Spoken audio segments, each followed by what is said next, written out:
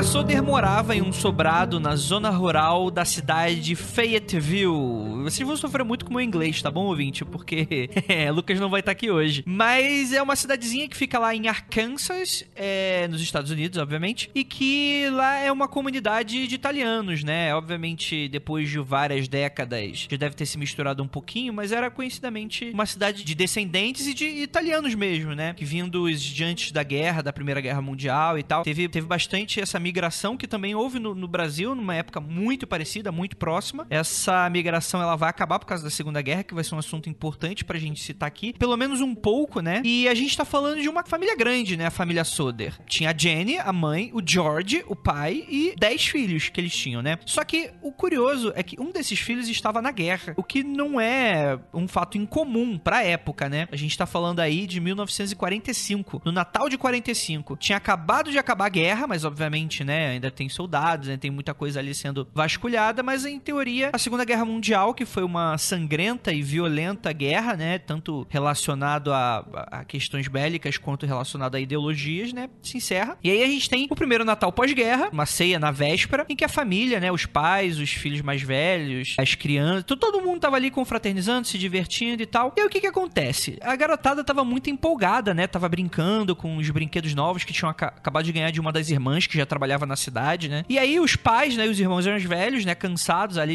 o dia inteiro de labuta, eles acabam indo dormir e deixando a criançada brincando na sala, né? Elas estavam bem entusiasmadas, né? Se juntaram ali na brincadeira. Eram mais ou menos 5 crianças das 9, né, que estavam lá, já que o 10º tava na guerra. Então, 4 foram dormir junto com os pais. Já passava da meia-noite quando a mãe, a Jenny, acordou com um telefone tocando no fundo. Ela foi até andar de baixo, onde o telefone ficava no escritório do pai, o George, e a Jenny assumiu que era engano, porque ela atendeu e uma voz feminina pediu para falar com alguém que não existia na casa. A Jenny, a mãe da família, ela ouviu gargalhadas e um som de vidro sendo quebrado ao fundo, ela diria depois. Mais tarde, lembrou que a mulher tinha abre aspas, riso estranho. Na volta pro quarto, ela viu um dos filhos dormindo no sofá e notou que as cortinas estavam abertas, todas as luzes do andar de baixo estavam acesas e a porta da frente destrancada. Coisa que habitualmente seus filhos não deixariam assim, né? Mas, enfim, a Jenny acabou não vendo os filhos, mas pensou que todos já estivessem em seus quartos, no sótão, e após fechar as cortinas, apagar as luzes e trancar a porta, Jenny voltou para o seu quarto e dormiu. É aí que, por volta de 1 da manhã, ela acorda com um barulho no telhado e o som de algo rolando na telha. Não ouviu mais nada, pensou que não fosse nada demais e voltou a dormir. Meia hora depois, ela acorda com um cheiro de fumaça. Ao sair do quarto, percebe que o escritório de George estava em chamas, o fogo já havia danificado o telefone. Jenny, desesperada, acorda o marido, que por sua vez acorda os filhos mais velhos. O casal rapidamente desce com a caçula, né, que era uma criança de 2 anos, a mais nova deles. Os 2 filhos mais velhos que estavam, né, a Marion, que é a filha mais velha que presenteou os irmãos, e os 4, né, o casal com os 4 filhos ficaram do lado de fora e perceberam que o restante das crianças não tinham saído. E aí começa o mistério da família Soder, em que essas crianças, elas nunca mais são encontradas. Vocês já conheciam esse caso? Por nome só, nem sabia direito o que era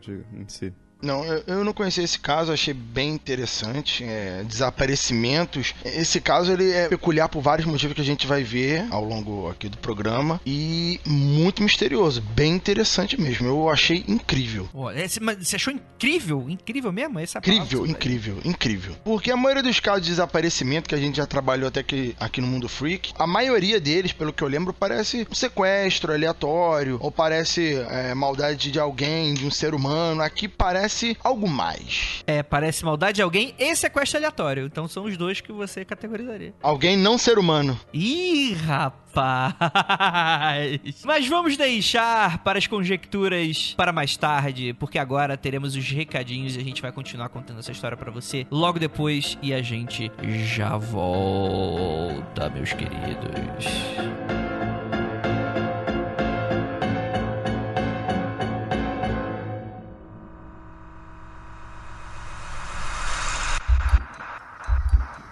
Não há nada de errado com o seu áudio.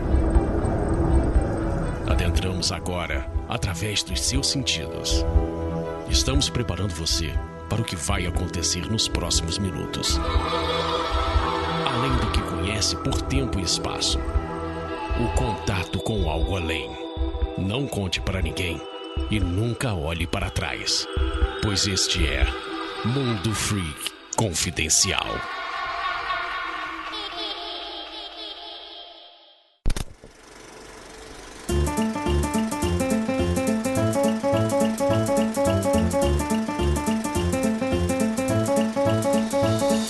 Chegamos aqui agora na área de recadinhos do Mundo Freak Confidencial. Primeiramente, agradecendo aos pauteiros que elaboraram essa pauta maravilhosa. Primeiro, a Beatriz Nakayama, a Suzana Brando e a Pris Guerreiro aí no suporte. E muito obrigado a você que está sempre aqui com a gente, pra você que nos apoia nas redes sociais e pra você que sobe a música.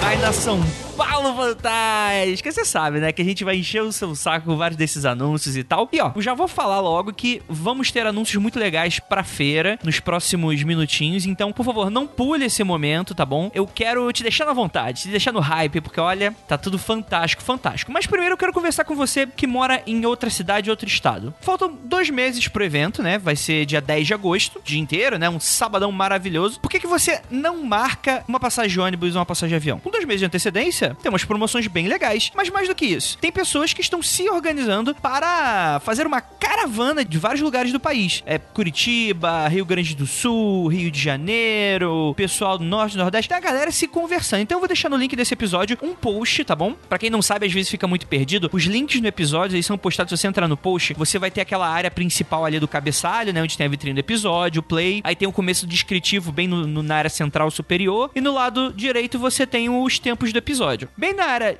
direita, bem ali no superior, tem uma barrinha de rolagem que você rola pra baixo. É ali que fica os links, tá bom? Quem sabe um dia a gente consiga fazer de uma maneira mais fácil e intuitiva aí pra vocês. Mas no momento eu vou deixar aí no link para vocês, caso você tenha interesse, né? E se você é de São Paulo, por que não? Você tem um quarto vago, um quarto de hóspedes, quer dividir aí um colchonete com alguém? Por favor, anuncie também que você tá dando abertura aí pra pessoa também economizar na hospedagem. E também tem gente já combinando de dividir Airbnb, enfim, cara, não tem desculpa pra você não ir nesse evento maravilhoso, a carinha do Mundo Freak. E pra você que não sabe, tá dando mole, São Paulo Fantástica é a feira organizada pelo Mundo Freak com o apoio e parceria da Estuplendo, produtora de conteúdos para eventos, jogos, quadrinhos e tal, que é uma super parceiraça nossa, que tá prestando aí muito do apoio. E galera, a própria Estuplendo, a gente tem uma outra parceria que a gente anunciou nas nossas redes sociais. Se você já segue a gente no Twitter ou no Facebook, você já está sabendo. Mas o Mundo Freak terá uma animação. Você não escutou errado, isso mesmo. Nós teremos uma série de TV animada com os nossos investigadores aí, como simulando aí um programinha de rádio, né? Enfim, que vocês já escutam. E vai estar aí animado, programas inéditos, tá bom? Não são adaptados dos episódios que a gente faz. A gente gravou alguns casos bem legais, alguns que a gente nem falou aqui, por exemplo, que eu tô até segurando pra gente não falar. E que a Estuplendo, conversei com o senhor Estuplendo, ele falou: Andrei, já que a gente tá organizando evento junto, pode avisar a galera que tá vindo. Se a gente conseguir acabar com o primeiro lote dos ingressos básicos, se a gente atingir um número bacana, eu vou liberar o teaser pra todo mundo. Então, assim, se você... Porque a série, por enquanto, ela não tem previsão, a gente não sabe pra onde vai. Pode ir pra qualquer lugar, né? Pode ir pro teu e-mail. Mas a gente tá conversando ainda, então a gente não tem nenhuma data de estreia, nem nada do tipo. Mas, pra você que tá super curioso, já lançamos algumas imagens pela internet, você nos segue. Sempre lembrando, @mundo_freak ou Mundo Freak aí no Facebook, você consegue achar a gente. Mas, se você quer ver um teaserzinho, um pedaço da animação, então vamos pra esse evento maravilhoso, que o teaser vai ser liberado. Falando do evento, a gente tem o primeiro anúncio que a gente fez. Porque o que acontece? O evento, ele tem muitas coisas legais, né? Vai ter a gente do Mundo Freak, vai ter pessoas de outros podcasts, a gente já tá aí costurando umas parcerias legais aí, então é uma ótima oportunidade pra você conhecer uma galera irada. Vai ter a parte dos workshops, em que vai existir dentro da feira, então é um ingresso separado, diferenciado, né? Porque afinal de contas as pessoas muitas vezes estão vindo de outros lugares, às vezes vão receber cachê, coisas nesse sentido, mas você também pode optar apenas pelo ingresso básico, que tem acesso à feira, e dentro da feira você, além dos expositores maravilhosos, como a Penumbra, o próprio Ju, o próprio Keller, já temos mais de dezenas de expositores já que a gente tá analisando, e em breve a gente vai soltar aí quem pode, quem não pode, quem vai, quem não vai. Teremos atrações e um palco, isso mesmo, então vão ser das 10 horas da manhã até as 8 horas da noite, lotados de mesas de discussão, rodas de conversas sobre todos aqueles temas. Vai ter cinema de horror, vai ter ufologia, vai ter muita coisa bacana, e vai ter mitografia, vai ter o pessoal do mitografia lá, vai ter muita muita coisa legal. Para um evento desse porte, é claro que a gente precisa de uma ajudinha.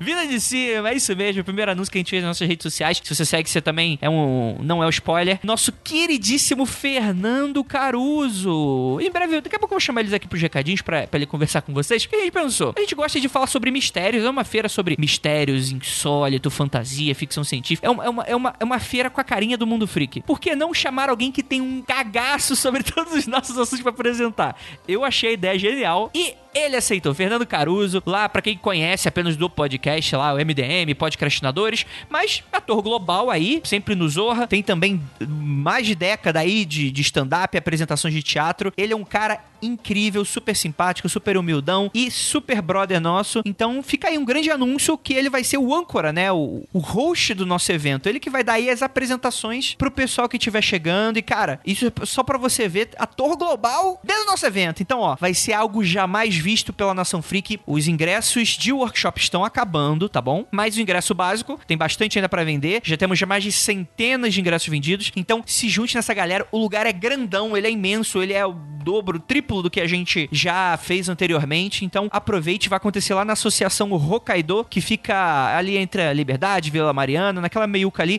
fica entre duas estações, a estação Ana Rosa e também a estação Vila Mariana. Então, ó, do ladinho do metrô, não tem desculpa. A gente tá fazendo, você não tem brio, é só ir, comparecer, curtir, vai ter hambúrguer do Léo, vai ter muita coisa legal. E pra você que tem dúvidas sobre os workshops, rapidamente, antes da gente encerrar esse recadinho, é o seguinte, galera, a gente vendeu o primeiro lote, que se dividiu em cores, então a gente vai ter 2 salas, a sala fantástica, a sala mística, você já sabe que você, em teoria, você escutou o anúncio anterior, e cada horário estava dividido por cores, então você comprava o ingresso de uma cor e você optava se você ia pra um ou outro. E também você tinha o ingresso Illuminati, que liberava todos os horários para você e você montava a sua agenda. Tudo isso esgotou, tá bom, gente? Então a gente criou um segundo lote, agora com horários específicos e para pessoas específicas. Então, por exemplo, a gente vai ter o Marcos Keller falando sobre a introdução à magia do caos, então vai ser um workshop super bacana sobre capirotagem aí na mesa mística. Vai ter a Ju falando sobre introdução também a rituais, como você consegue personalizar e montar o seu próprio ritual para você que tá querendo aí sair do sofá. Teremos o Rodrigo Grola falando sobre introdução à arte do tarô, e lá do outro lado a gente vai ter Rafael Fernandes para falar sobre quadrinhos e narrativas de horror, né? Como é que você consegue chocar o público sem apelar. E também você vai ter aí Felipe Castilho, nosso queridíssimo amigaço, super autor nacional aí, que ele vai fazer uma conversa, vai ter um workshop aí falando sobre as novas formas da literatura fantástica. Para você que tá pensando em ingressar em literatura, galera, aproveita esse evento. E temos aí também o pessoal do Ultra Geek Tati Mauri, eles estarão falando sobre podcast, isso mesmo. Você tem a ideia de um podcast, quer tirar do papel, como roteirizar, como elaborar a ideia de um podcast, de um projeto matador. Se você já tem um podcast iniciante, tá naquelas derrapadas como todo mundo, igual a gente, você aí vai 2 pessoas da área, que são super entendidas, tanto comercialmente quanto, enfim, o Ultra Geek é super divertido, super legal pra você que já conhece o projeto. Então, fica aí a dica, 6 workshops bacanas agora, o segundo lote liberado pra vocês, não tá caro, e lembrando que todo ingresso de workshop libera a feira. Todos os ingressos ali liberam a feira, tá bom, gente? Você não precisa comprar 2 ingressos, não. Então, pra quem tá confuso, pode comprar qualquer ingresso que você tenha acesso à feira. Então é isso, bora falar sobre esse mistério cabravélico dos irmãos Soder. O que será que aconteceu com essas crianças? Você já vai saber já já.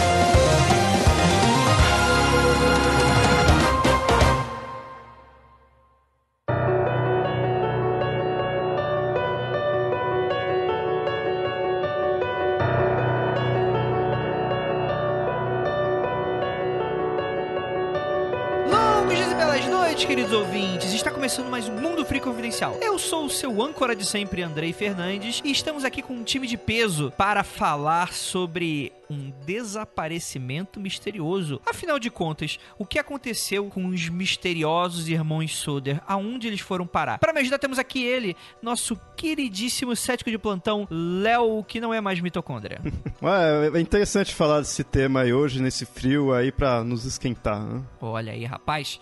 E temos aqui ele também, nosso queridíssimo professor de história, Rafael Jacona. 91 quilos e realmente é um time de peso aqui. Porra. Mas você tá fazendo essas piadinhas aí, Rafael? Mas porque você não está vivendo esta tragédia que acometeu a família Soder, né? O pai desesperado com os seus filhos, né? Ele tenta entrar na casa, descobre que a escada já tá tomada pelas chamas, né? Os irmãos dormem ali mais ou menos no sótão. E ele volta, eles tentam chamar e tal, e ninguém vem, né? E aí o que acontece? Não conseguem mais ligar porque o telefone tá mudo. Eles tentam usar uma escada pra subir até o sótão. Eles tinham uma escada, tipo, sabe aquelas escadas? Não chega a ser de bombeiro. Externa. Mas uma escada externa que é aquela que usa pra pintura, grandona.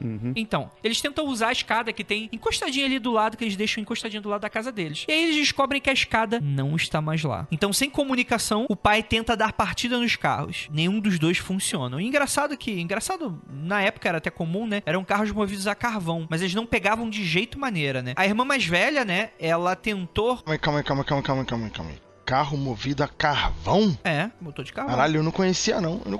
Motor de carvão eu não conhecia não. Porra, depois eu vou dar uma olhadinha. Interessante. Mas pra época, né? A gente tá falando de 1945 e tal. Talvez eu esteja errado, mas segundo os meus estudos é isso aí mesmo, né? E o que acontece? A irmã mais velha, desesperada, ela vai até o vizinho e tentam fazer uma ligação, só que ninguém atende. E nessa situação desesperadora, um dos vizinhos que está passando por carro na hora, ele acaba chegando e aí oferece ajuda. Ele fala, já que a gente não tem comunicação, eu vou até os bombeiros e vou chamar eles pessoalmente. Então ele vai até lá chamar os bombeiros. E os bombeiros só aparecem 8 horas da manhã, várias horas depois. Nesse ponto, a casa já tinha virado uma pilha de cinzas e não parecia restar mais nada. Deixa eu adicionar uma informação, aliás, 2 informações importantes aqui. Como o Andrei falou no início, era véspera de Natal, ou era dia de Natal, não sei se era dia 24 ou dia 25. O fato é, a maioria dos bombeiros, os que não foram pra guerra, né, não estavam servindo, provavelmente estavam de folga e tal. E, com tudo isso, a maioria dos bombeiros provavelmente eram de voluntários, porque os bombeiros profissionais provavelmente estavam na guerra e os que não estavam estariam em suas casas e tal. Um motivo para talvez esse grande atraso. Contudo, a casa pegou fogo totalmente cerca de 45 minutos.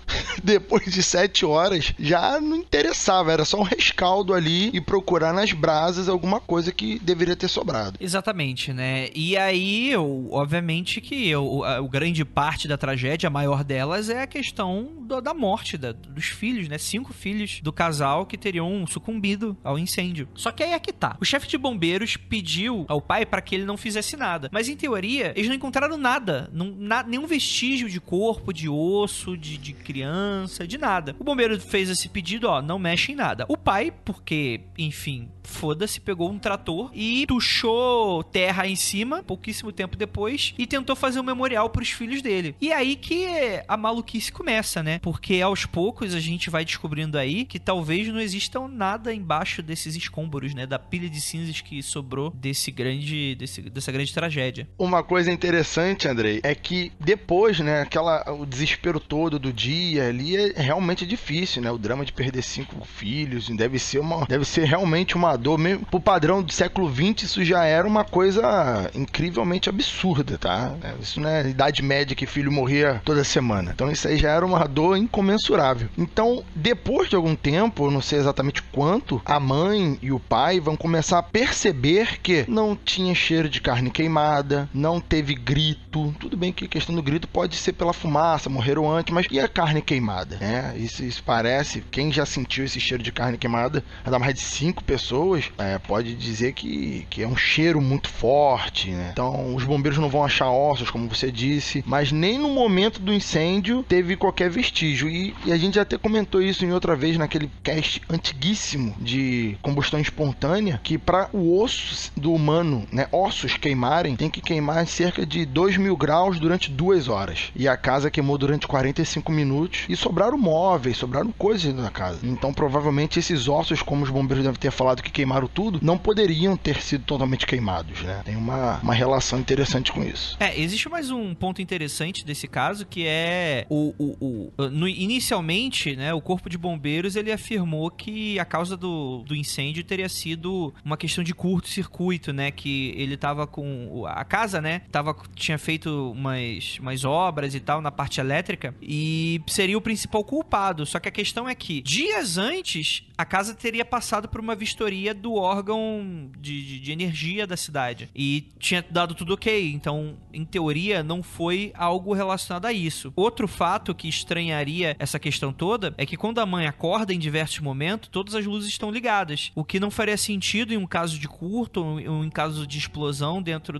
da parte elétrica da casa aconteceria, né? Não aconteceria dessa forma. Mas não, as luzes não estavam ligadas quando ela acordou. Na hora que ela acordou, ela liga as luzes, aí ela descobre que as luzes estão funcionando. Não, sim, mas, por exemplo, quando ela acorda pra ver as crianças que não estão mais na sala, as luzes estão acesas. Sim, ela sim. fala, né, que é estranho as luzes estarem acesas e a porta não destrancada. Também é um ponto a ser colocado. Mas sim, claro, né? O que interessa é que as luzes, a energia ainda estava na casa, o que é muito estranho pra a gente fechar aqui que foi essa causa. E confirmando uma coisa assim, foram os mais novos, né, que morreram, desapareceram, né? Sim. É, que isso é... Sim, em teoria, só os mais velhos. Com exceção da de colo, foram os mais... Os filhos do meio, vamos dizer assim, os mais velhos, e a de colo fugiram com os pais, e aqueles filhos que eram... O mais velho que sumiu tinha 14, se eu não me engano, e a mais nova que sumiu acho que tinha 7 ou 8 anos, algo do tipo. Exatamente, Rafael tem razão. É, isso é interessante ver isso daí. Então, o funeral pros 5 filhos que não tiveram os corpos encontrados aconteceu dia 2 de janeiro de 1946. Apenas os filhos vivos participaram da última despedida dos irmãos. O mais velho não tinha chego ainda da guerra. Mas a questão é que, pouco tempo depois do acidente, à medida que foram começar a reconstruir suas vidas, os Sodder, completamente abalados psicologicamente, começaram a questionar o inquérito oficial do caso. Bem, tem essa questão da energia elétrica que foi colocada, né, como uma falsa causa da tragédia. Existem funcionários da companhia telefônica disseram à família que os fios pareciam cortados e não queimados. E aí começaram a suspeitar cada vez mais, né? Foi então que denunciaram um homem estranho que havia sido visto furtando a garagem dos Sodder enquanto a casa estava em chamas. Ele teria roubado a escada que ficava no jardim e tentou cortar sua linha elétrica, mas em vez disso, cortou a linha telefônica. O homem nunca foi investigado como culpado do incêndio, apenas condenado a pagar multa pelo roubo. A escada foi encontrada no terreno a 23 metros de casa. E aí, nobre ouvinte, você já deve estar começando. Isso é muito estranho, né? Pelo amor de Deus, como é que esse cara não entra como um principal suspeito de um possível crime, né? Mas você vai descobrir que...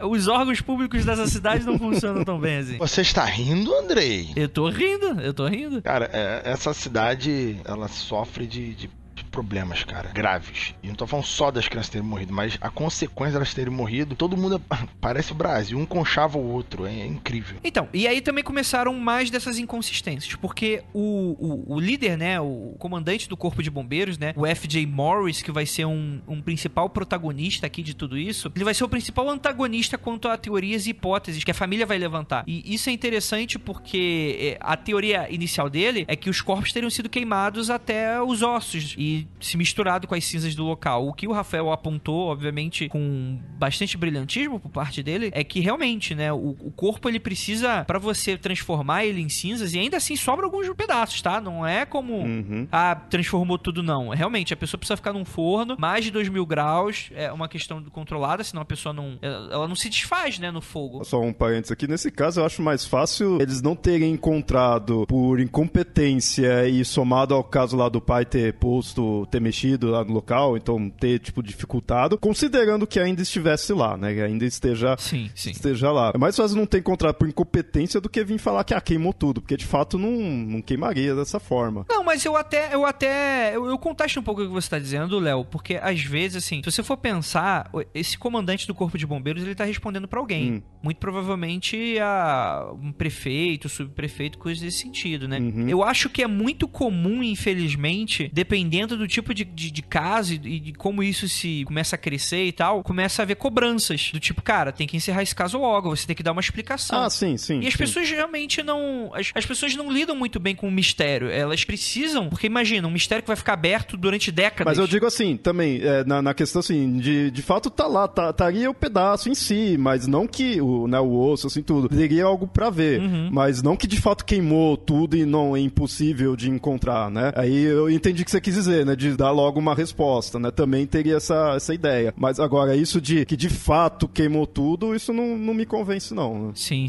E a Jenny, a mãe da família, ela foi um dos principais vetores dessas teorias e hipóteses, né? Porque ela começou inconformada com aquela situação, meio que, talvez não querendo que aquilo fosse verdade de fato, ela começou a fazer testes por conta própria. Então ela visitou o crematório da cidade, ela começou a pegar ossos de animais e tentar queimar até as cinzas e percebeu que não é fácil isso acontecer. Então ela começou a fazer investigações por conta própria e contradizer as coisas que as autoridades oficiais estavam falando. E aí que foi quando esse caso começa a chamar atenção e repercutir aos poucos até chegar a nível nacional. O pai, né, o George Soder, ele fala inclusive que os caminhões provavelmente poderiam ter sido sabotados, até pela mesma pessoa que teria roubado a escada. E a gente vai debater um pouquinho mais sobre isso e tal, que eu tenho algumas questões de inconsistência com relação a isso, mas enfim, eles começaram a montar todo um palco de toda a narrativa que eles precisavam, né, sobre a questão da chamada telefônica pouco tempo anteriormente, né, enfim, as pessoas vão ligando os pontos e os próprios pais, né, não querendo aceitar aquela realidade, e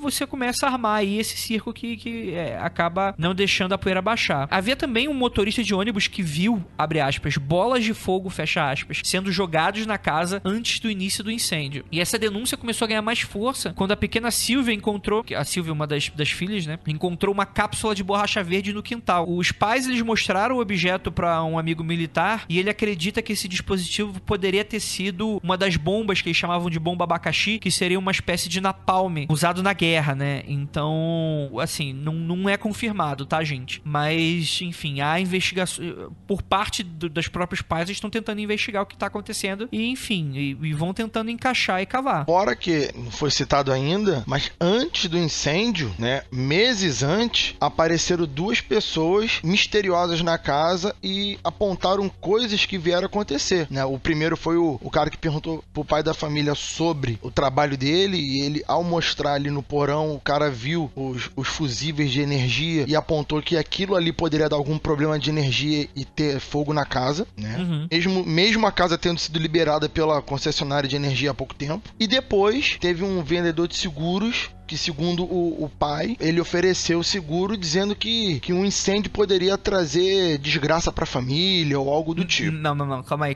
Vamos contar essa história direito, porque essa história ela é maravilhosa de loucura. Porque o que acontece? Chega um cara vendendo seguro pra família. E aí, beleza, vendedor de seguro, chega ele com a maletinha e chega, ó, fiz seguro pra você, pra tua família, pra você, pra tua vaca, pra tua tradição. E o cara falou, não sei, não quero, tá muito caro. Aí tentou baratear o preço. E aí, no que o George Soder tenta baratear o preço, o vendedor de seguro, ele fica puto. Deixa eu pegar exatamente o que ele fala aqui. O vendedor de seguro puto começa a gritar e perdeu o controle. Ele fala, abre aspas, a sua maldita casa vai virar fumaça e seus filhos vão ser destruídos. Você vai pagar pelos seus comentários sujos que fez sobre Mussolini. E aí a gente vai dar outro background do caso, porque é o seguinte, agora a gente vai abrir um pouquinho ele, né? Pra gente contar um pouquinho, pra gente tentar chegar ao fundo do que tá acontecendo aqui. Como foi falado no início, o George, ele é italiano. Eu não lembro agora exatamente se ele chegou a nascer na Itália ou se ele é filho direto de italianos, mas ele faz parte um pouco dessa meiuca, né? Eles vão pra essa cidade porque é lá onde tem vários dos imigrantes e tal. Pelo que eu vi aqui, ele foi pros Estados Unidos ainda bem jovem, em 23, eu acho. Algo do tipo, assim. Entendi. E meio que foi essa questão, né? Ele se casou com outra descendente de imigrantes, né? A Jenny. E eles compunham essa família feliz. Só que o que acontece? Esse cara, o George,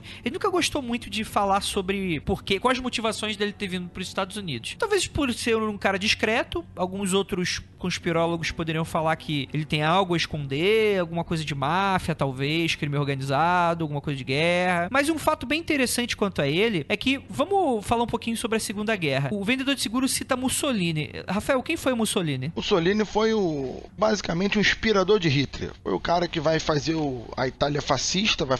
Inspirador não, inspiração, né? Isso, inspiração do Hitler. Ele vai fazer aí a ideia do fascismo, do governo totalitário, aquela coisa toda, que vai dar nessa política maravilhosa que aqui no Brasil a gente conhece mais ou menos.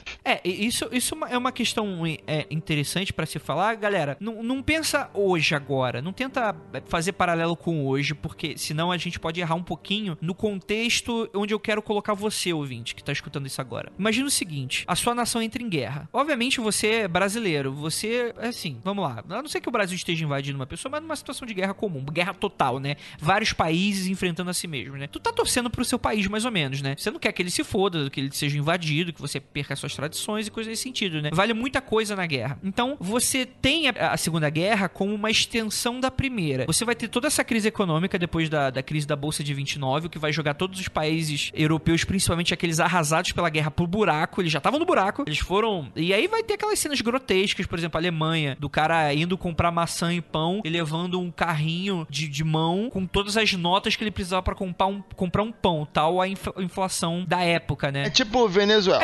A gente pode citar esse paralelo. Só que aí é a questão. Aí começa a aparecer todos esses regimes totalitários, né? Toda essa questão, né? De quem é a culpa, né? Começa a culpar as pessoas, começa a adotar esses regimes fascistas e tal. Mas independente disso, muita gente concordava com Mussolini, tinha aquela coisa do discurso nacionalista, que algumas pessoas podem até se identificar, né? Com relação a isso, né? Daquela coisa de, não, a minha pátria é maior, minha pátria é melhor que as outras, não sei o quê e tal. Eu vou até fazer um paralelo aqui. Existe um filme muito bom, um filme nipo-brasileiro, acho que esse é o termo correto, né? Que foi feito em conjunto Brasil e Japão, que é um filme de época brasileiro, que o nome dele é Corações Sujos, que fala um pouco dos descendentes de japoneses aqui no Brasil e como eles não aceitavam, enfim, obviamente torciam pro Japão, o Japão era uma nação inimiga quando o Brasil entra na guerra, e como também, depois que o Japão perde a guerra, eles se negam a acreditar que o Japão perdeu a guerra. Então fica essa loucura que eles começam a montar gangues, né? E esse é o nome de uma das gangues, se eu não me engano. Não sei se existem outras, mas seria a principal, que seria os Corações Sujos, né? Seriam esses descendentes de japoneses que montariam gangues internas dentro dos guetos, né? Dos bairros e das cidades aqui no Brasil e tal, e ameaçavam e matavam e agrediam pessoas que falavam que o Japão perdeu a guerra, por exemplo, né? Então você vê que algo muito parecido poderia estar acontecendo agora nos Estados Unidos, em 45, quer dizer, agora. Só pra adicionar aqui pros ouvintes, é que no Brasil, nessa época, a gente vai ter aquela belíssima novela Terra Nostra, que vai contar um pouquinho disso, tá? Os personagens vão ser presos aqui no Brasil, e pouca gente sabe isso, mas no Brasil existiam, se não me falha a memória, uns 20 e poucos campos de concentração, que prendiam os italianos na Segunda Guerra Mundial. Sim, japoneses também, descendentes de alemães, eu acho. Sim, então as pessoas que eram dessas nações inimigas, elas eram detidas com medo de espionagem, coisa do gênero, e no Brasil, tinham, se eu não me engano, eram uns 20 ou algo do gênero. E muita gente foi presa nessa época, pelo período da guerra. Depois elas foram soltas, a maioria não aconteceu nada, aquela coisa toda. Assim, muita dessa galera apoiava realmente os regimes e tal, esse tipo de coisa. Era realmente, eu não estou justificando esse tipo de atitude, né? Mas é algo normal, é algo comum, né? Você tá torcendo ali pelo teu lado, mas você tá na nação dos outros que tá lutando contra, né? Então é uma situação muito complexa, né? Que talvez não caiba muito debate nesse ponto, mas é interessantíssimo a gente puxar um pouco esse fio, exatamente porque tava acontecendo isso com a família Soder. Só que de uma maneira contrária. O Soder, ele sempre foi uma voz política muito ativa na comunidade daquela cidade. E ele era contrário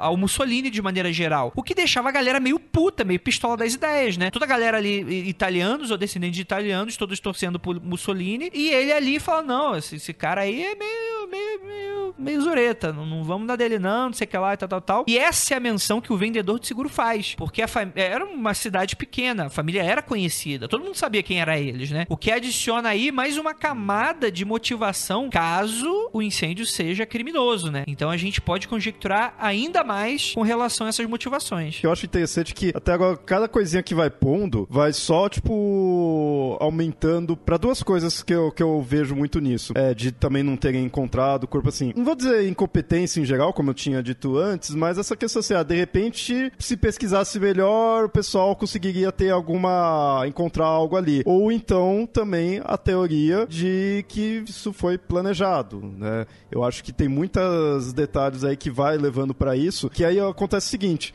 pode ter muitos detalhes que só aumenta essa ideia de ser criminoso, só que de repente nem teria motivo, nem faria a mesma parte, que nem esse do vendedor de seguro. De repente o cara é puto, só ficou puto lá e falou aquilo lá. Não que ele vá fazer, mas ele é uma coisa que soma a mais pra na investigação ir lá e perguntar, né? Tipo, irem até ele e investigar. Cria-se um suspeito por causa da forma como ele falou. De repente ele pode não ter nada a ver, mas é uma coisa que se soma. Então cada detalhe vai só aumentando mais a motivação de ser algo criminoso, que eu acho bem forte nesse caso. Sim, com certeza. E aí, o que acontece? Chega a primavera de 46 e a família começa a tentar ir cada vez mais fundo nisso, né? Eles contratam um detetive particular chamado C.C. Tinsley, né? C.C. são 2 Cs, né? Não é C.C. Que ele vem da cidade vizinha de Gawley Bridge e ele vem pra investigar o caso mesmo, né? Eles querem ir isso até ao fundo. Ele acaba descobrindo que o vendedor de seguros, esse que havia ameaçado o George, era membro do júri que considerou a causa do incêndio como fiação defeituosa. Agora, gente, o que tá acontecendo nessa cidade? Não sei o que tá acontecendo aqui. Olha, eu sou suspeito, mas eu vou julgar que é fiação defeituosa. Isso lembra muito o Brasil. Legislar em causa própria. O detetive Tinsley, ele também ouviu uma história de um ministro religioso sobre o chefe de bombeiros, o Morris. Embora ele tenha alegado que não foram encontrados restos mortais, supostamente havia achado coração nas cinzas, escondido dentro de uma caixa de dinamites e enterrado na cena em segredo. Confrontado sobre o assunto, o chefe Morris, né, o chefe dos bombeiros, ele concorda em mostrar o local onde havia enterrado a caixa. Eles chegam lá, desenterram, realmente tem uma caixa lá, e contém esse suposto coração. Até que um agente funerário local constatou que não se tratava de um coração, mas sim de um fígado bovino, que nunca havia sido exposto ao calor extremo. Ou seja, isso foi feito pós-incêndio, né? Foi colocado ali. Repara, ouvinte, o caso começa como criminoso, você pode achar várias coisas. Agora já tá aparecendo magia, já aparece satanismo, já aparecendo envolvimento de fígado enterrado, porque foi enterrado, tal. Isso vai ficar mais confuso ainda. Eu queria ver a hora que o Rafa ia trazer o demônio aí pra narrativa. Eu não trouxe o moço ainda. Ainda não. Ainda não? Ainda não, calma. Eu estou construindo. Mas aí, confrontado também, né? O chefe, ele fala que ele tinha esperança que a família encontrasse essa caixa e, enfim, e que ela perdesse esperança com relação a essa investigação, né? Que eles dessem isso por completo, né? Porque não tinha mais pra onde ir. Pô, mas olha só, olha o papo sem pé sem cabeça. O cara enterra uma caixa com a porra de um fígado nitidamente ao qual não está cozido e ele queria que a família encontrasse e a partir de um fígado, pra aparecer um coração dentro de uma caixa, a pessoa fala, não, realmente, com essa caixa com fígado aqui é caso encerrado, tá resolvido o caso. Porra! Isso não explica nada. Então, mas pior ainda, em agosto de 49, a família decidiu montar uma nova busca no local do incêndio. Trouxe um patologista chamado Oscar B. Hunter, da cidade de Washington, para orientar nas buscas. E aí, na escavação nova, eles descobriram pedaços de várias vértebras. E o Hunter enviou esses ossos pro Marshall T. Newman, que é um especialista do Instituto de Smithsonian. Instituto Smithsonian.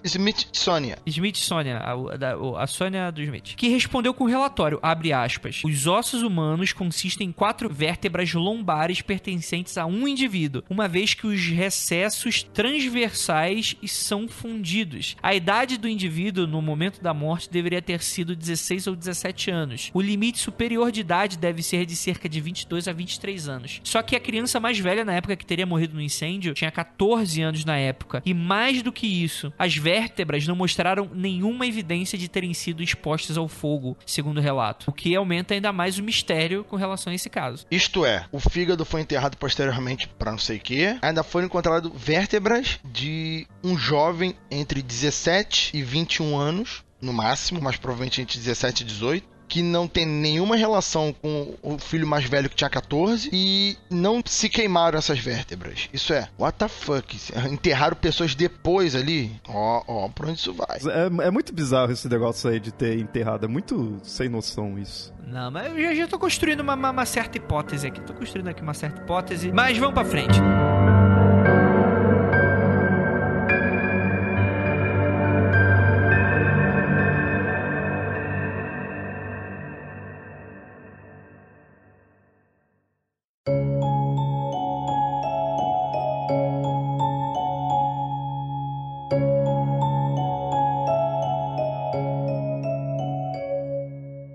FBI decidiu intervir, né? Ele chegou e falou, ó, isso aqui tem chance de ser um sequestro interestadual. Só que aí começou a rolar umas brigas, o prefeito da cidade, o governador, não queria que o FBI se metesse, e aí rolou um papo que o FBI não tinha encontrado pista, e acabou que o FBI acabou não se envolvendo no caso. Mas foi a partir de todas essas evidências montadas que o casal deu pra si que, não, as crianças não estavam na casa durante o incêndio. Alguém as sequestrou, ou elas fugiram, né? E é aí que eles começam uma intensa campanha de até contratar outdoors pela cidade, do tipo, você viu essas crianças, aquela coisa de sempre, né? E aí já tinha tomado a nível nacional todo esse mistério. E aí que, assim, com toda essa discussão, existe algo comum que a gente consegue perceber, que é a relação desses tipos de tragédias com testemunhas, né? Que a gente já cansou de dizer que a testemunha, ela é a pior prova ou pior evidência que você pode encontrar pra qualquer caso, né? Porque existem muitas motivações, não apenas pra uma pessoa mentir, como também existem questões de memórias falsas, né? Porque quando você chega ali, é apresentado a um caso, aí você vê a foto de uma pessoa, você vai tentar lembrar e você não tem uma lembrança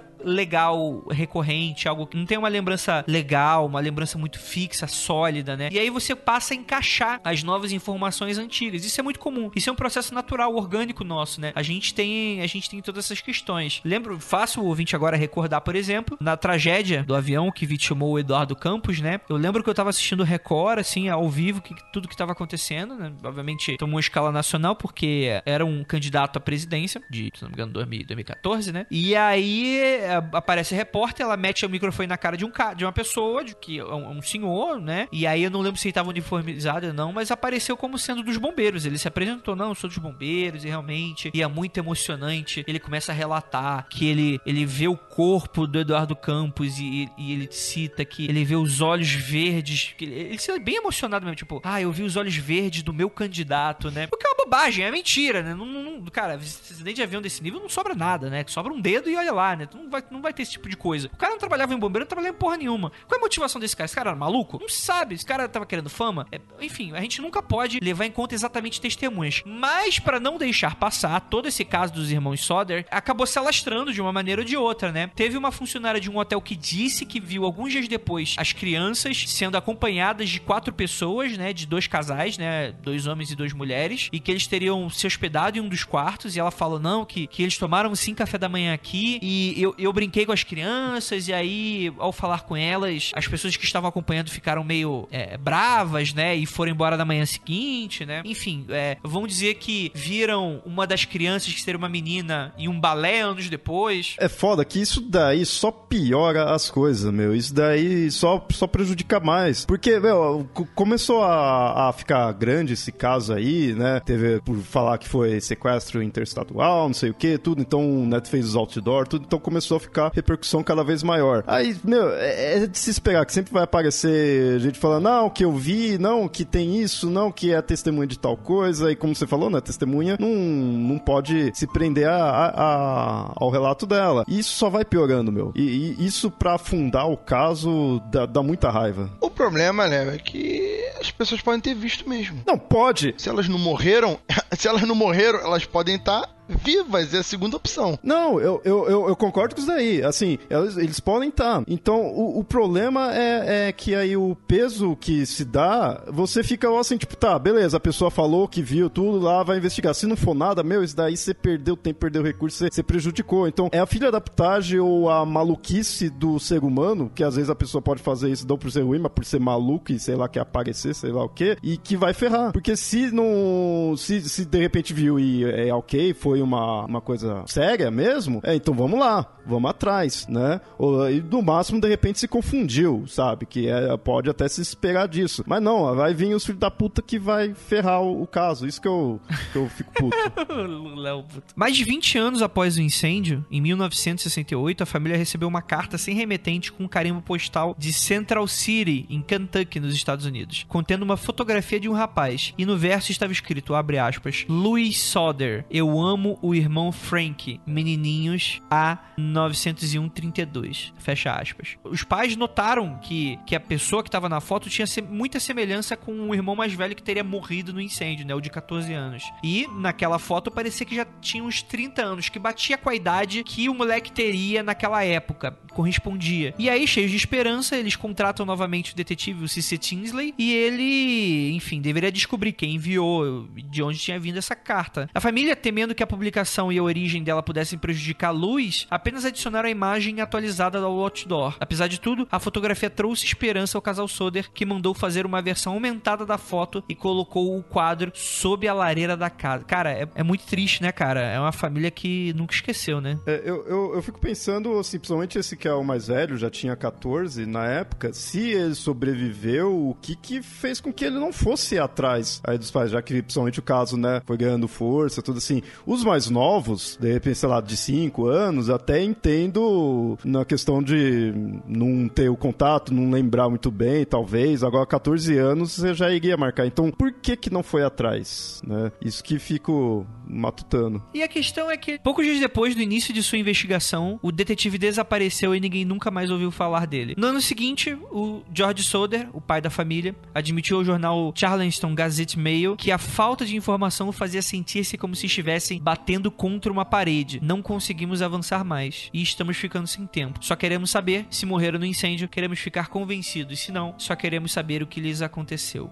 Gente... Reparem, o detetive sumiu. Apagaram o detetive. Ele descobriu. Ou fugiu com o dinheiro da família, né? É, também. Ué, mas o cara trabalha... Aí que tá o lance. Reparem, o detetive é contratado para investigar. Descobrindo ou não, ele ganha dinheiro. E ele já tinha trabalhado anteriormente para a família. Ele não tava... Pelo menos a matéria não diz nada sobre isso, e geralmente detetives não trabalham assim, eles trabalham por um pagamento. E o pagamento é feito descobrindo positivamente ou não. Não, mais ou menos, né? Às vezes é uma questão de... Você recebe uma quantia inicial para depois receber a parte completa. Aí que tá. Se ele recebeu uma quantia inicial para depois receber a parte completa, ele só receberia a parte completa quando voltasse. Eu sei, né, Rafael? Mas às vezes o cara já tava cansado dessa porra e foda-se, aceitou o dinheiro e caiu fora. Porra, mas era o trabalho dele, mas aí fudeu, né? Você tá falando de uma cidade que o bombeiro chegou horas depois porque o chefe do departamento, a pessoa que tava lá na hora, não sabia dirigir caminhão de bombeiro. Aí teve que esperar alguém chegar, que isso só aconteceu 8 horas da manhã e foi aí que eles saíram. Por isso que eu falo que a incompetência é uma boa hipótese de muita coisa aí. Mas o detetive não é dessa cidade, ele é da outra cidade. O júri montado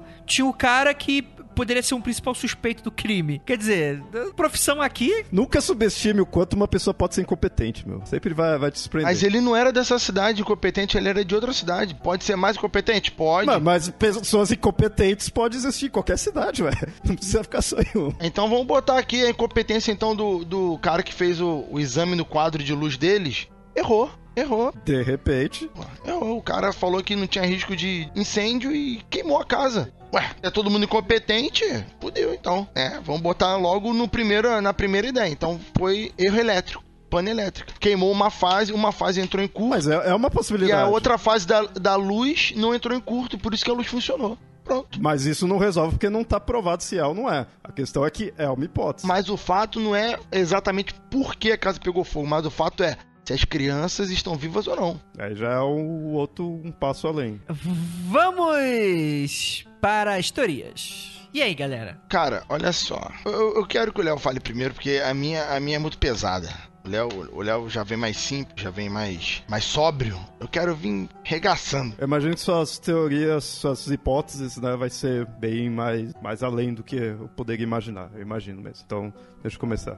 Eu prefiro deixar o mundano pra você, pra eu vir arregaçando, pra eu vir freak mesmo nessa. Porque mas aí eu já vou trazer a ideia das hipóteses, mas também voltado a algo que eu achei interessante de quando eu li todo esse caso, que assim, até agora, a olhos comuns aqui, a olhos leigos meus aqui, não tem nada de sobrenatural, né? Então, quando a gente costuma vir nos casos aí do mundo freak, muitos aí que sempre tem alguma coisa ali que acontece, morre a pessoa, pega fogo também na casa, coisa do tipo, sempre tem depois, uma aparição, ou não sei o que, alguém que previu, blá blá blá, né, coisa mais sobrenatural. Aí aquele negócio, pra mim eu fico cético nesse sentido, porque aquele negócio, você vai primeiro ter que me provar que aquilo é possível, pra depois, né, vir me provar se aquilo lá foi daquela forma, se teve aquele evento sobrenatural, né? Primeiro você vai ter que me provar que é possível. Por isso que meu ceticismo fica nisso daí. Nesse daqui, todas as coisas que aconteceram, principalmente que também não pende pra nada sobrenatural, também não pende muito pra uma teoria de conspiração. Por mais que tenha a questão da máfia, do fascismo em geral ali,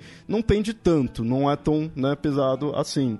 Não foi o governo querendo condenar algo tão grande assim. E então, tudo as hipóteses que poderia ter, elas são possíveis, assim, ao meu ver. Então, o meu ceticismo fica assim, o que aconteceu? Qualquer coisa, assim, desde da incompetência da questão elétrica, a incompetência de não ter encontrado coisas ali, aí somado com coisa ali do pai ter mexido no local, e também somado a quem ou não os pais estão abalados, então começaram a procurar loucamente os filhos, e aí você começa, o que você começou a procurar, você acha, né, assim, pode não ser o verdadeiro, mas você acha, você vai começar a encontrar alguma coisa, né? Porque você tá querendo encontrar. Pode ter a questão de sequestro, então, sabe, sequestrar criança, por isso que até eu perguntei ele, eu quis confirmar, eram os mais novos, né? Porque ainda não acaba sendo mais fácil você imaginar que vai sequestrar as crianças mesmo, né?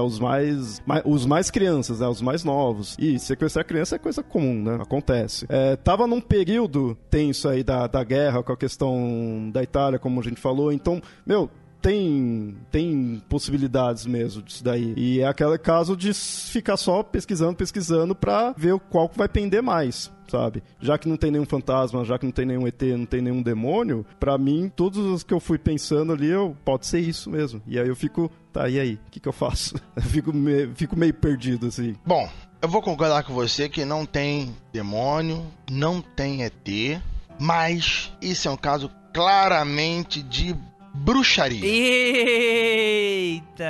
Temos aí todo um processo de... Olha só, eu estava pesquisando no YouTube sobre isso e automaticamente, eu não sei porquê, aquele sentido que vem do inferno, eu lembrei de um filme chamado Tempestade do Século. Vocês já viram esse filme antiquíssimo que tem 4 horas e caralhada de minutos? Stephen King. Exatamente. Eu só vi esse filme uma vez quando eu tinha uns 14 anos. Então eu não me lembro muito bem dele, mas eu lembro que a história básica dele era que o mago queria sequestrar a criança para ser o aprendiz dela. E é aí que entra a minha história. Provavelmente alguém sequestrou essas crianças, fez todo um mezanino ali, todo um preparo para parecer que elas foram mortas, que elas morreram, mas elas foram sequestradas e por isso elas nunca voltaram, porque provavelmente o sequestrador, aqueles bruxos ali, aquelas bruxas, falaram que se eles voltassem, eles terminariam o serviço matando o resto da família. Então as crianças preferiram não voltar. E por que o investigador sumiu? Porque mataram ele. Talvez as bruxas, talvez as próprias crianças já adultas falaram, você não vai contar nada, o cara não sei o que, e ou eles entraram num acordo pro cara não contar nada, ou eles eliminaram o cara no ritual, ou enfim, com um tiro mesmo. Enfim, por quê? Envolve ossos de pessoas desconhecidas enterrado, fígado enterrado, porque isso aí parece alguma coisa com magia de sangue, alguma coisa assim. Então foi bruxas. O caso tá muito claro aí. É uma mistura de gente ruim com pensamento mágico. Olha, eu devo dizer que nesse ponto, então, eu concordo com o Rafael. Puta que pariu, acertei agora. Agora foi. Porque é o seguinte, como eu falei, né? Não tem questão do fantasma, do demônio, nada assim. Mas pacto de bruxa ou rituais desse ponto, não precisa existir o sobrenatural para isso existir. Isso existe. Vai ter gente que vai querer cortar a barriga dos outros pra questão de bruxaria. Com todos os respeitos às bruxas que nos ouvem, né? Mas... Olha... Eu vou cruzar os braços aqui, eu vou estar esperando, vai. Né? Vai ter gente que vai querer cortar a barriga dos outros em nome de bruxaria, né? Vou colocar assim, em nome de bruxaria. Então, é possível sim ter raptado a criança, essa, e se a gente colocar aquele fato lá da mulher ter ligado lá e ter dado aquela risada estranha, né? É mais uma coisa que se soma a isso. Mas então é uma possibilidade, sim, também, sabe? Raptou criança, colocou lá, é o ritual que se tem que fazer, tudo. Então, nesse ponto, tá plausível, sim. Exatamente. Esse pessoal rodeando a casa, tem relatos de pessoas observando as crianças, tá? Tem esse relato da ligação estranha de alguém rindo no fundo. Isso aí é clássico de bruxa. Tenho certeza que isso aí tá com as bruxas envolvidas. E ainda com inspiração, no caso, Evandro, que comentaram aqui no chat, isso aí é ritual, tá? Pessoas queriam ali passar o seu conhecimento para crianças e escolheram por algum momento, talvez porque eles já tinham 10, né? Então alguém com esse pensamento torpe, falando que eles tinham muito filho, resolveram pegar as crianças nessa idade entre 6, 7, 14 anos e levaram 3 meninos e 2 meninos. E essas crianças nunca mais puderam voltar para suas casas. Eu tô muito decepcionado, Rafael. Eu pensei que você podia mais. Tô claramente frustrado que você não conseguiu dessa vez. Andrei, você não está decepcionado comigo, você está decepcionado com a sua expectativa que você criou sobre mim. Não, então deixa eu agora defender também o Rafael. Eu imaginei que ia vir algo mais sobrenatural assim, mas então eu estou admirado com a racionalidade que o Rafael demonstrou hoje. Puta merda, eu ligo mais pra opinião claramente do Léo do que do André, então está tudo bem, tô ótimo. Eu só vou falar o seguinte, Rafael, você arranhou a conclusão desse caso aqui no início do episódio, quando você citou combustão humana espontânea. Essas crianças, elas explodiram! As 5 pegaram fogo juntas. Isso que é ser irmão unido, hein? Exatamente. Quando o Andrei falou sobre isso, eu achei que alguém ia puxar que todas elas queimaram até o osso, porque na combustão espontânea tinha aquele efeito pavio e que queimava os ossos, aquela coisa toda, mas eu falei, porra, se fosse uma criança pegando fogo até virar pó, eu aceito. Agora, se as 5 pegassem fogo, Andrei, eu já falaria que é o demônio, entendeu? Já falaria, isso é coisa do demônio, porque 5 pessoas pegando fogo até os ossos, filho, não tem condição. Isso aí é exclusividade do tinhoso, tá? Agora, 1 eu aceitaria, 2, improvável, 5 é milagre, inverso. Milagre maldito. Rapaz, tu imagina que isso poderia muito bem acontecer em um filme da Disney, hein? Porra! Que tipo de filme? Você tá vendo isso no Aladdin? Qual é o esquema aí? Criança pegando fogo? Se o Gepeto não tivesse dado conta daquele moleque, se o moleque tivesse virado gente, o maluco ia chegar na puberdade e aprender o que não deve. O Andrei trazendo piada do Pinóquio punheteiro pro mundo freak. Não acredito, cara. Puta que pariu.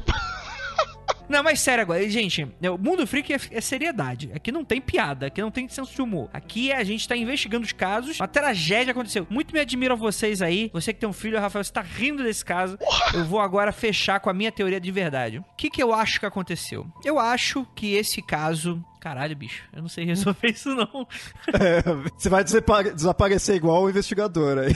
Tinha que falar que era um caso de espionagem da máfia que veio atrás dele e sequestraram a família dele, e os caralhos jogaram a bomba incendiária porque o pai dele servia a Mussolini, traiu Mussolini. É plausível. E por vingança levou não sei o quê. E porra, aí você, Andrei, tá... Já sei. Consegui resolver. Que é o seguinte, o mistério todo desse caso é porque não tinha corpo de criança. Porque não tendo corpo de criança... Não faz sentido não ter, porque, enfim, não foi um incêndio de proporção a ponto de causar isso. E mesmo se fosse um incêndio de grande proporção, ainda assim sobraria alguns restos mortais. E o que denotaria que ou as crianças, A, fugiram, botaram fogo na casa e foda-se, B, foram sequestrados. O que pra mim me é muito estranho de ter toda essa movimentação de sequestro de criança e não ter nenhuma evidência de fato, né? Tipo, você não ter testemunhas mais reais dentro da própria cidade que conheciam a família ou que via alguém carregando de alguma maneira algum carro, alguma coisa assim. Pra quê, né? Eu vou sequestrar metade das crianças dessas pessoas, eu vou tacar fogo, porque eu tô puto porque esse cara fala mal do Mussolini, eu tô puto com esse cara porque ele não quis comprar meu seguro. Cara, você só incendeia a casa, você não precisa roubar as crianças. Não faria nem sentido. Chega alguém em casa, invadindo a casa, as crianças iam gritar, iam se separar, É muito difícil isso ter acontecido. E aí que entra a questão. Não pode ter sido sequestro, nem uma fuga, porque pra mim também não faria muito sentido. Não pode ser as crianças morreram e sem sobrar nada. O que eu acho que aconteceu? As crianças morreram, os bombeiros que eram extremamente ineficientes vasculharam os escombros de maneira extremamente superficial e rasa, provavelmente poderiam estar ali, só que o pai, afobado e chocado com a situação, soterra tudo e faz tudo se perder. Ô André, ele jogou terra em cima, ele não jogou no lixão da cidade com a caçamba, sabe? Ele só enterrou. Então, Rafael, eu concordo com você, E eu até poderia estar me contradizendo aqui, porque em dado momento eles desenterram ali pra tentar procurar alguma coisa. Só que eu não sei se também se desenterrar... Tipo assim, o cara levou um trator e passou por cima da casa toda, saca?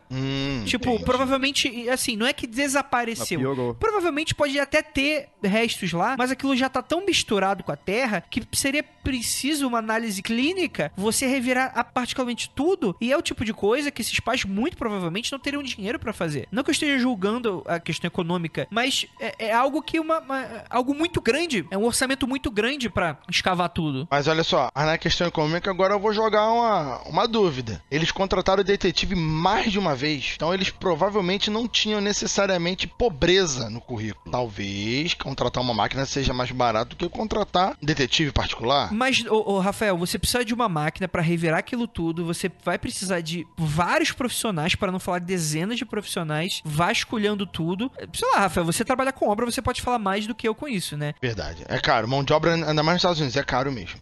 Não, mas sério, tipo assim, imagina o seguinte, tem uns escombros da casa, alguém chega com o trator, joga a terra em cima e passa com o trator por cima pra montar aquilo no jardim. Qual é a chance de a gente conseguir reescavar isso e achar alguma peça, algum pedaço de osso ali? Qual é a chance? Olha, pelo que eu conheço em arqueologia, altíssimo.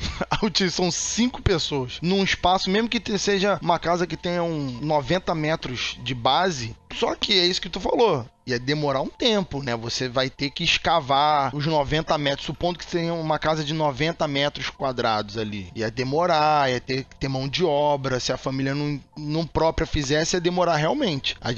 A matéria não diz quanto tempo, quantos fizeram essa escavação. Poderiam ter feito uma escavação bem bosta e por isso não acharam. Porém, eu não acho isso tão provável porque o cara parecia que estava investindo dinheiro e ele não ia dar um mole tão grande assim, eu acho. Então, essa é a questão, né? A gente não tem tantos detalhes assim desse caso, né? O quanto de dinheiro é esse, né? É muito mais provável, segundo a navalha do cão, que a gente comenta aqui, que segundo a navalha de Ockham, Ockham, ele era um cara muito legal, não completa a rima, Rafael, e que, enfim, ele propõe essa questão de que o mais simples é o mais provável que tenha acontecido. Então, o mais simples foi sequestro. Não, porque como é que, cara, não tem simplicidade em sequestrar aqui 5 crianças? Você nunca viu aquele documentário Esqueceram de Mim? Porra, já vi algumas vezes. Então pronto. E na época de Natal, é verdade. Não entramos, é verdade, olha. Não entramos em um consenso, mas agora fica com você, ouvinte. Gostaria de agradecer muitíssimo a participação de Rafael Jacaúna e Léo. Vocês têm alguma mensagem pra dar agora no minutinho final? Cara, eu tenho. Não durmo no sótão, entendeu? Dormir no sótão é foda. Você falou com jeito também de propriedade. É porque sótão, cara, filme de terror e sótão sempre dá merda. Sempre dá merda. Não, concordo. Aí vemos aí, as crianças dormiram no sótão, sumiram ou foram torradas. Então, assim, sótão não é lugar de dormir, igual porão. Qual que você acha que é pior, sótão ou porão? Rapaz, eu acho que o porão, porque o porão tu não tem nem como atravessar a parede pra fugir. O sótão você pula pela janela, sai, dá um jeito. O porão você se ferrou. De fato, o porão ele tem um ar mais sombrio mesmo. Um é que você tá descendo, né? Então você já tá indo mais perto pra lá. Então, eu acho que porão de fato é pior. Porão ele é mais underground.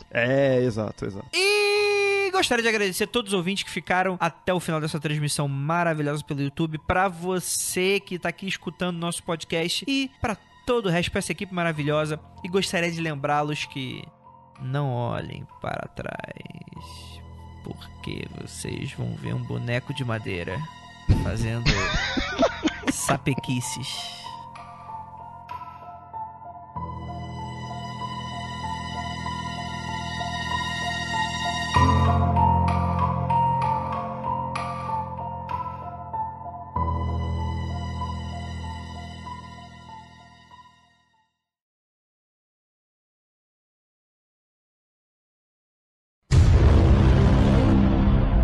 Ó, vamos pular direto pro 3.3, porque aí depois porque o que acontece? O 1.1 e o 2.0, eles são meio que spoiler das conjecturas que a gente vai fazer. Então vamos pular direto pra tragédia, que aí fica aquele tom de mistério, tipo, e daí a gente vai desdobrando pros acontecimentos. Beleza? Só pra comentar aqui pros ouvintes que aqui é o grupo clássico, né? O time clássico, original, os primeiros. É o time que vale. É o pessoal que vale. Também acho. Ficam falando isso, daqui a tô na geladeira. Ué. É, porque eu e o Léo, a gente vive Tô na elogiando geladeira. vocês dois também. Eu e o ué. Léo, a gente vive na geladeira, meu irmão. Caralho. Geladeira é um frio da porra. A mãe Jenny. Olha aí, rapaz. Temos aqui um convidado novo. Quem é você, Richard? Tudo bem? Olá. Olá. Richard, me responde uma pergunta. Como você conseguiu hackear nosso sistema e estar dentro da chamada? Porra, mas eu sou muito mula. Eu devo ter mandado o link de convite. Olha só que legal. Nossa senhora! Essa vai pros erros agora. Olha só. Olha... Como você não, conseguiu que hackear? Isso, Richard, não precisa pedir desculpa, não. Pelo contrário, a cagada foi minha. Vou fazer o seguinte, ó. Eu vou deixar um link aqui agora no chat, no seu lado direito. E aí você acompanha a gente por lá, né? Rapaz. Prazerzaço te conhecer, Richard. Espero que você curta a gravação. Só o Richard vê pelo e-mail, tá vendo, pô? Vocês vieram por outros links aí. Se tivesse aí, ido ó. pelo e-mail. Inclusive, agora todo mundo vai pro e-mail. Todo pra mundo vai entrar na procurar e-mail. Vai conversa. vir um monte de gente aí agora. Tá proibido todo mundo, tá proibido. Quem entrar aqui Aproveita vai... aí, enquanto dá tempo. Richard, eu vou te dar uma expulsadinha aqui. Aí você entra ali no link que eu te mandei. De nada, meu querido. Abração. Esse é o Andrei. Caralho. Hoje é o dia. Hoje eu errei tudo. O que eu tinha pra errar hoje, eu errei. É minha vida, né? Daqui a pouco vai aparecer gente aí. Eu vou ter que ficar clicando. Vai, porque o pessoal vai lá no e-mail agora. Tá proibido, hein? Quem for, eu vou cancelar o apoio. Mentira, não vou não, que eu preciso de dinheiro, mas... Por favor, não entre. Pessoal, entra assim. Pensei que era um convidado surpresa aí. Oi, Richard. Oi, Richard. Ué, qual é? Ah, o Andrei. Como você nos hackeou? Eu falei, nossa, o Andrei tá fazendo um teatro. Eu tô. Tá bom, agora parem de rir da minha cara e vamos continuar. Longos dias e belas noites, queridos Filha da ouvintes. puta, arrebentou meu ouvido agora. Caralho.